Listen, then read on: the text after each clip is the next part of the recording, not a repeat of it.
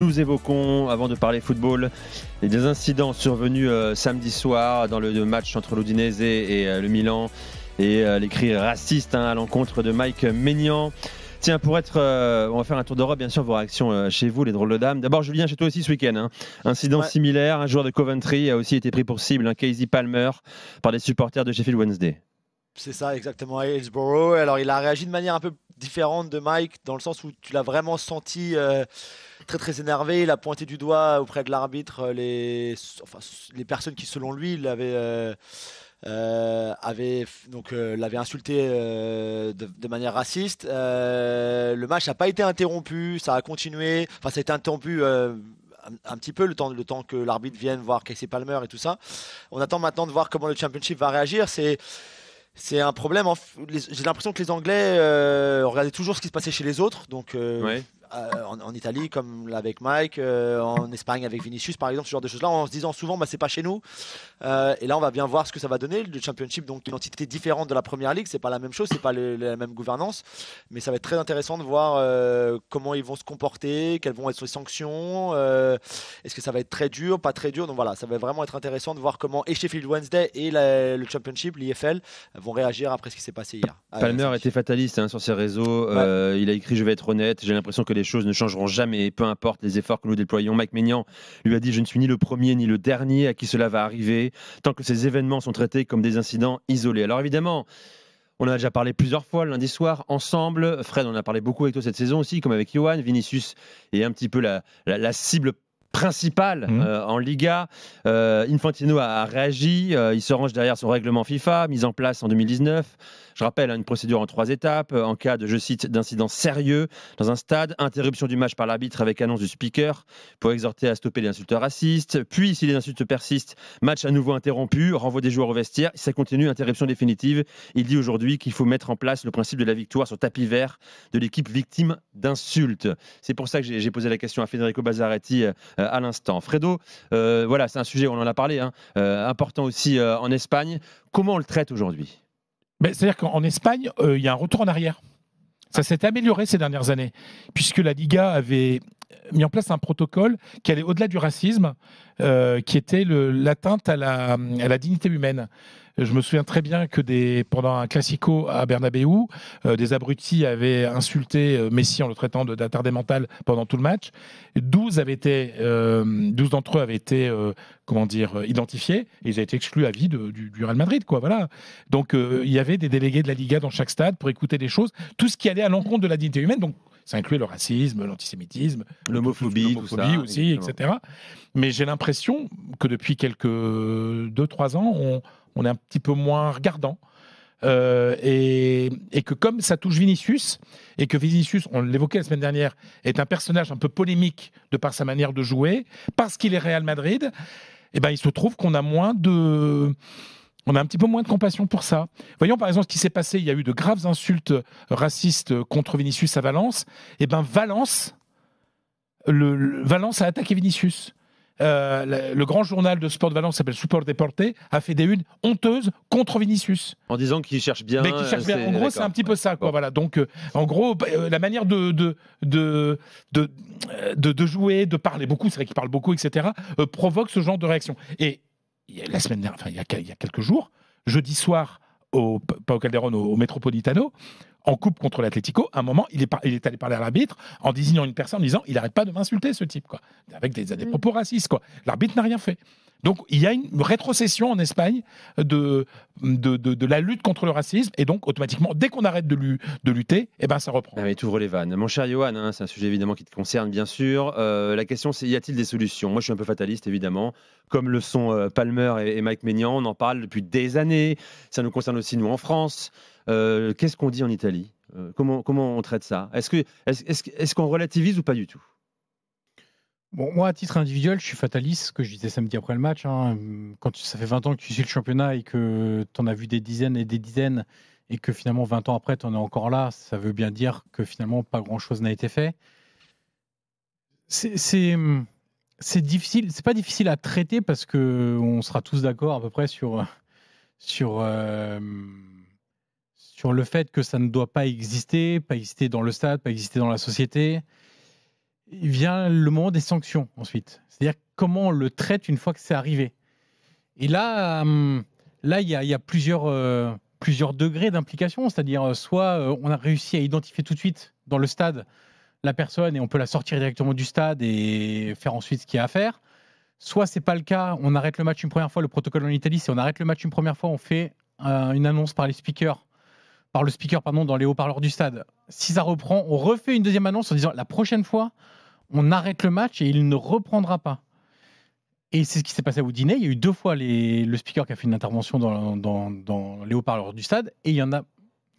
Il n'y en a pas eu d'autres. Malheureusement, si, mais sauf que Mike Maignan ne les a peut-être pas entendus. Parce qu'après le but de Samardzic, donc c'était après l'interruption, la deuxième interruption, la vraie interruption de jeu, où Maignan est d'abord rentré au vestiaire, suivi par Adli, par les autres joueurs du Milan AC. Il est ensuite revenu sur le terrain, le match a repris. But de Samardzic quelques minutes après. Et je regardais sur un site de l'Udinese, lié à l'actu de l'Udinese, quelqu'un qui publiait une vidéo en disant « Mais regardez l'abruti qu'on a dans notre stade ». Il y a quelqu'un sur une vidéo, quelqu'un qui filme le but de Samardzic en tribune, dans la curva de l'Udinese. Et il filme donc les cris de joie, etc. Et on entend clairement, distinctement, quelqu'un derrière lui, à côté de lui, devant lui, on ne sait pas, qui hurle 10 fois d'affilée, je ne vais pas dire l'insulte parce que ça ne se dit pas, mais attaquant la couleur de peau de Mike Maignan de manière extrêmement dégradante.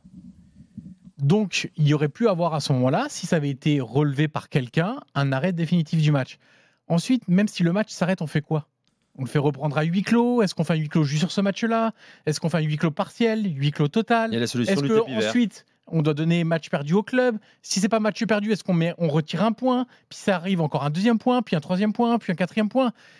C'est difficile parce que moi, je comprends la position aussi des directeurs sportifs, des joueurs, etc., qui se disent, peut-être à Udine, on ne sait pas combien il y en a eu. 1, 5, 10, 15, on ne sait pas combien il y en a eu.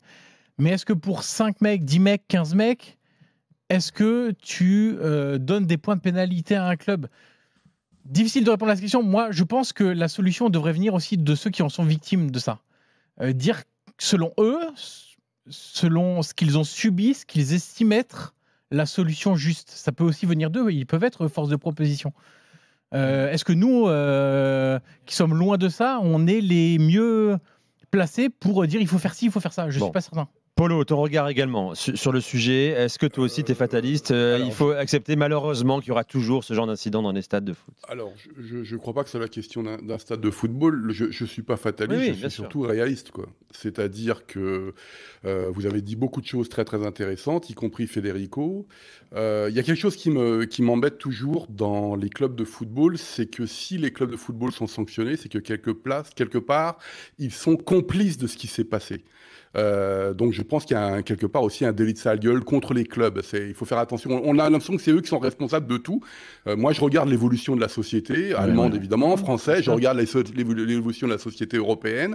J'ai adoré ce qu'a dit Julien, parce qu'on nous a vendu pendant des années que c'était extraordinaire ce qui se passait en Première Ligue. Là, c'est en Championship, mais comme quoi c'est le modèle qui va faire. Donc avant, on voulait pas de pauvres, etc. Blablabla, que c'était les pauvres qui étaient racistes, qui étaient violents, etc. On se rend compte que ça existe toujours. Et d'ailleurs, je ne sais pas si la solution, c'est de les sortir des stades.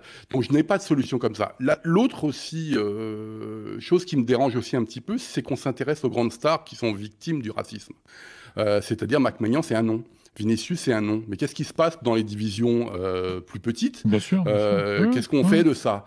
Moi, je vais un peu plus loin pour m'occuper sur la question du racisme et l'antisémitisme d'un pays qui a quand même un lourd passé, pour ne pas dire un passif. J'ai des livres à la maison extraordinaires sur le racisme dans les clubs de football. Mais c'est beaucoup plus profond et on ne parle pas de la couleur de peau. Pourquoi Leipzig n'est pas aimé non plus en Allemagne? C'est la ville de Leipzig qui n'est pas forcément aimée parce qu'elle a une grande tradition juive pendant longtemps. Et donc, lorsque vous allez dans les régions, vous allez voir ce que ça veut dire. Bah, on sait que Dresde et Leipzig, c'est pas des amoureux fous et pas pour des raisons footballistiques. Donc, c'est très très complexe. Ensuite, trouver une solution. Là, le mec qui a la solution miracle, j'en sais rien. Moi, je veux bien qu'on me dise sur tapis vert et tout ça. Donc, ça veut dire que le club est responsable. C'est-à-dire que le club est complice systématiquement, quoi qu'il se passe. Et puis, il faut voir les excès que ça peut faire.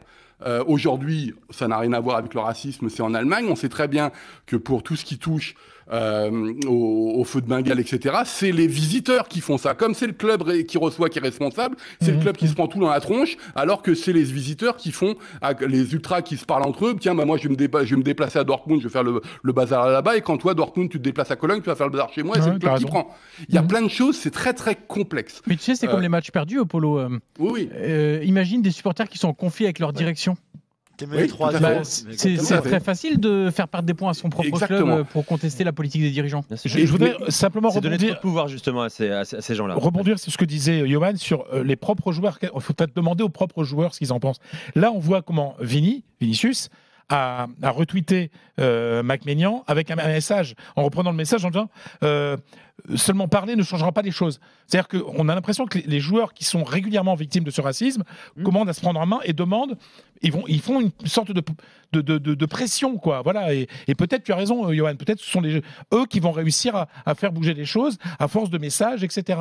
Mais le truc, il ne faut, au nom du clubisme, ne jamais justifier le racisme. Jamais, même au nom de rien du tout. Parce qu'il y a des réflexions d'autodéfense de clubs par moment qui ne condamnent pas le racisme. Et puis surtout, il faut faire attention, dans l'éducation, dire que, parce que moi je l'entends partout en Italie, ça, je l'ai entendu dans les stades, etc., même des gens que je pouvais estimer, etc., qui disaient oui, mais on le fait pour déstabiliser l'adversaire. Oui, certains se disent pas racistes. Non, pas du tout. On déstabilise l'adversaire. C'est un moyen de le déstabiliser. Voilà. Non, à ce moment-là, insulte-le, siffle-le, fais ce que tu veux, allume des fumis, fais ce que tu veux, mais tant que ça reste évidemment acceptable. Mais si tu te souviens, mais ne tombe pas dans le racisme. Guti, parce que vous savez, Guti, il s'est fait traiter.